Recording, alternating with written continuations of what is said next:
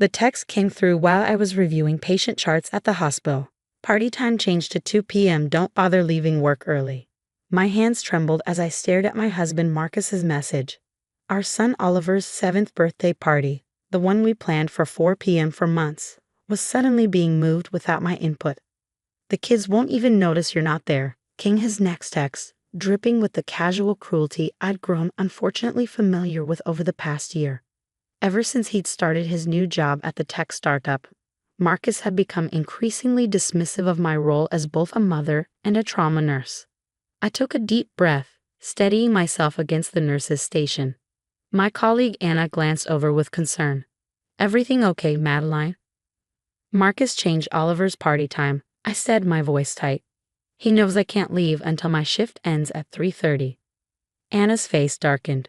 She'd witnessed Marcus's escalating behavior firsthand at the hospital Christmas party, where he loudly commented on how simple nursing was compared to his work in tech. "That's not right, Maddie. Oliver will be devastated if you're not there." What Marcus didn't know, what I'd kept carefully hidden during months of his increasing emotional manipulation, was that I'd been preparing for something like this. 6 months ago, when the city announced they were looking for donors to fund new playground equipment at Riverside Park, I quietly submitted a proposal. My years of saving, combined with an inheritance from my grandmother, had allowed me to become the primary donor for the project. The playground was being unveiled today, right before Oliver's party, the same party Marcus had just tried to make sure I'd miss. I picked up my phone, fingers hovering over the keys. A year ago, I would have begged Marcus to change the time back. 6 months ago, I might have frantically tried to rearrange my shift. But today, I simply wrote, "Okay, see you there." "What are you going to do?" Anna asked, watching me slip my phone back into my scrubs pocket. I managed a small smile. "I'm going to let him dig his own hole." The next few hours crawled by as I treated patients, my mind constantly drifting to Oliver, my sweet, dinosaur-obsessed little boy who'd been so excited about having his party at the park. He'd spent weeks telling his friends about the super special surprise that would be there. A surprise Marcus assumed was the magician he'd hired, not knowing about the new playground equipment I'd helped design with Oliver's interests in mind. At 1:45, I changed out of my scrubs into the clothes I brought, not the casual wear Marcus would expect, but a crisp blazer and pants appropriate for the playground dedication ceremony. The park director had been more than happy to schedule it right before Oliver's party when I'd explained the situation. As I drove to the park, another text came through from Marcus. "Kids are having a blast. Guess they don't need mom around after all." I parked my car and took a moment to collect myself, watching families stream into the park. The old playground equipment had been hidden behind construction barriers for weeks. Now those barriers were decorated with birthday balloons, Marcus's doing, but he hadn't noticed the small stage set up nearby or the city officials gathering for the ceremony. Through the crowd, I spotted Oliver in his favorite dinosaur t-shirt, bouncing excitedly as his friends arrived. Marcus stood off to the side with his phone, probably crafting another smug text about my absence. He'd been trying to edge me out of family events for months, always with the same excuse, that my work schedule was inconvenient for everyone else. I stepped out of my car, squaring my shoulders. The park director spotted me and waved, starting to gather everyone for the ceremony. Marcus was so busy texting that he didn't notice the crowd shifting, didn't see me making my way toward the small stage. "Ladies and gentlemen," the park director's voice boomed through the speakers, "before today's celebration begins, we'd like to take a moment to thank the generous donor who made our new dinosaur-themed playground possible." I watched Marcus's head snap up, confusion crossing his face as he finally noticed the gathering crowd. Oliver, standing near the construction barriers with his friends, was practically vibrating with excitement. Please join me in welcoming Dr. Madeline Chen, whose contribution has transformed our park. The look on Marcus's face as I took the stage was something I'll never forget. But it was Oliver's beaming smile that made everything worth it, the months of planning, the extra shifts, the secret meetings with contractors to design every dinosaur-themed element. This was just the beginning. Marcus had no idea what else I had prepared. But he was about to learn that sometimes the people you try to push aside are the ones holding all the cards. The real party was just getting started. As I stepped off the stage, Oliver broke free from his friends and ran toward me, his face glowing with pride. Mom, you did this? You made a dinosaur playground. I knelt down to his level, wrapping him in a tight hug. Happy birthday, sweetheart. Want to help me show everyone? Marcus appeared behind Oliver, his earlier smugness replaced by barely contained anger. Madeline, what is this? How did you? He glanced around nervously at the gathering crowd of parents and city officials. Not now, Marcus, I said calmly, taking Oliver's hand. It's time for the unveiling. The construction barriers came down one by one, revealing the playground I'd spent months helping to design. A massive climbing structure shaped like a brontosaurus, its long neck forming a twisting slide, velociraptor-themed spring riders, a T-Rex climbing wall with fossil-shaped handholds. Even the ground had been specially designed with patterns that looked like dinosaur tracks embedded in stone. Oliver's friends rushed forward, squealing with excitement. This is the coolest thing ever, one shouted. Oliver, your mom is awesome.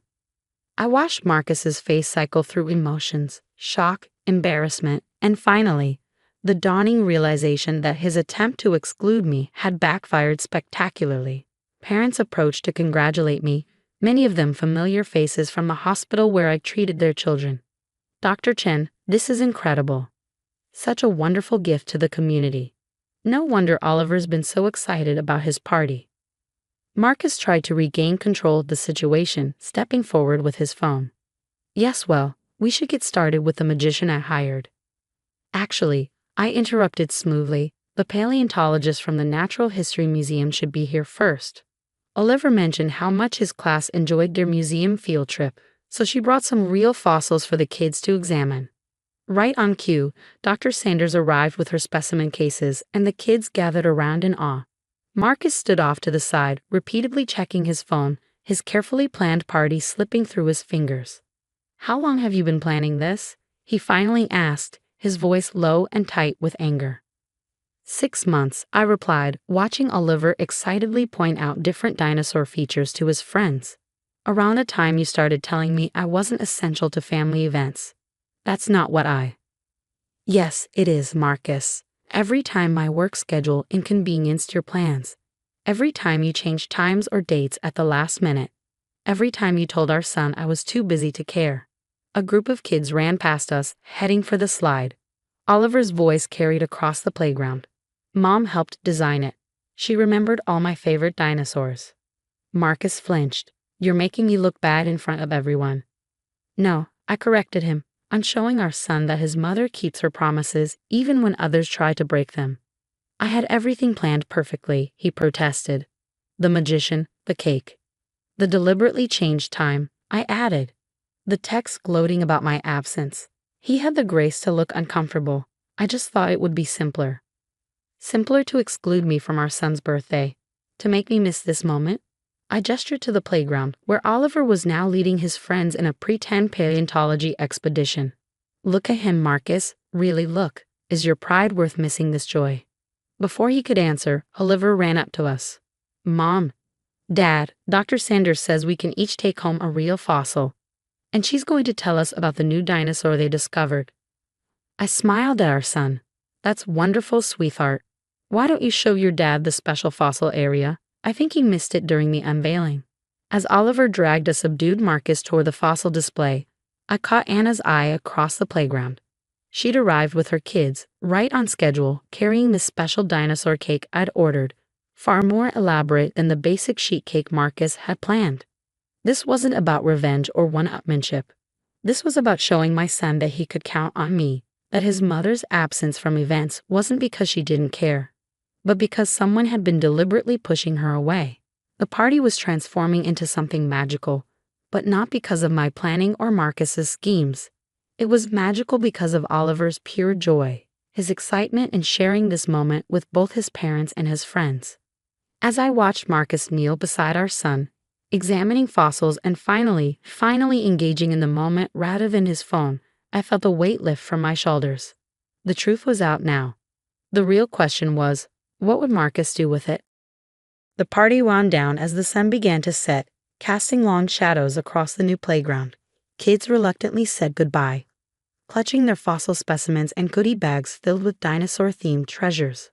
Oliver was still buzzing with excitement, showing his last remaining friends the hidden dinosaur footprints near the swings. Marcus hadn't said much since the fossil demonstration, but I'd noticed a change in his behavior. He had put his phone away, actually engaged with the children, and even managed a genuine smile when Oliver excitedly explained each dinosaur feature to him. As the last family left, Oliver ran up to me, his eyes bright. "Mom, this was the best birthday ever. Can we stay a little longer? Please?" I glanced at Marcus, who nodded slightly. 10 more minutes, sweetheart." While Oliver raced back to the T-Rex climbing wall, Marcus approached me, his earlier anger replaced by something that looked like shame. "The hospital board approved the donation 6 months ago," I said before he could speak. "I took extra night shifts to make it happen. All those times you thought I was choosing work over family, I was building this." "Why didn't you tell me?" he asked quietly.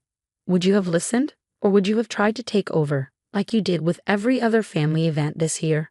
He flinched at the truth in my words. "I didn't realize. I thought I was making things more efficient. Your schedule is so unpredictable." "No, Marcus, you were trying to erase me. Every change time, every last-minute reschedule, every text gloating about my absence, you were systematically pushing me out of Oliver's life." "That's not what He trailed off, watching Oliver pretend to be a paleontologist. "Okay, maybe it was. I got caught up in this image of being the fun parent, the one who could always be there. It was easier than admitting I was jealous." "Jealous? Of what?" "Of your connection with him.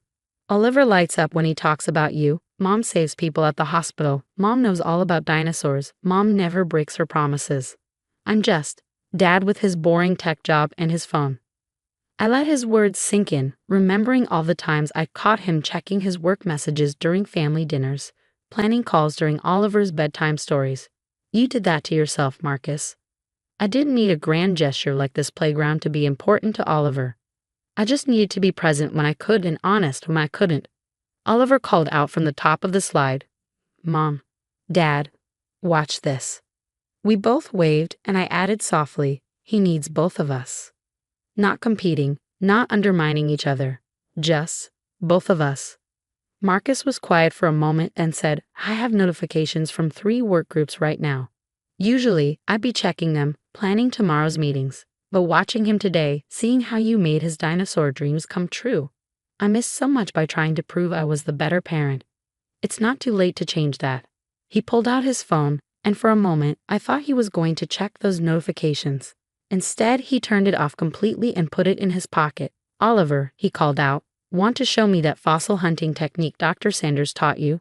Our son's face lit up. "Really? You want to learn?" "Really, maybe we can come back this weekend, if Mom's free too." Oliver looked at me hopefully. I smiled. "I'll swap shifts with Anna. Saturday afternoon?"